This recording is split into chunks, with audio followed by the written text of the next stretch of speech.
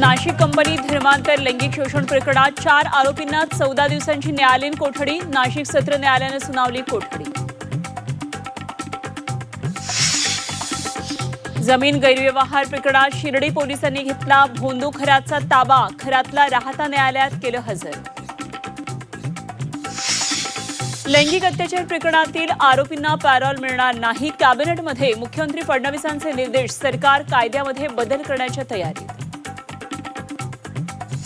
नसरापूर अत्याचार आणि हत्या प्रकरणात अजय मिसर विशेष सरकारी वकील असण्याची शक्यता. अजय मिसर यांच्या नियुक्तीची सरकारकडे शिफारस. नसरापूरची घटना भयानक आणि चीड आणणारी. नराधमाला हाल करून संपवलं पाहिजे. मनसे अध्यक्ष राज ठाकरेंची संतप्त प्रतिक्रिया.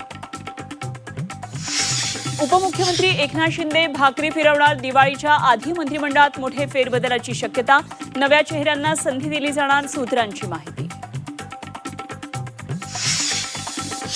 देहूरोड रमेश रेड्डी हत्या प्रकरणात पोलिसांकडून 4 आरोपींना अटक. हत्या केली त्याच ठिकाणी पोलिसांनी आरोपींची काढली धिंड. ठाण्यातील काही भागामध्ये गुरुवार शुक्रवारी पाणीपुरवठा बंद राहणार. एमआयडीसीकडून होणाऱ्या देखभाल दुरुस्तीच्या कामामुळे निर्णय. पाणी जपून वापरण्याचं ठाणे महापालिकेचं आवाहन. आणि अमेरिकेचे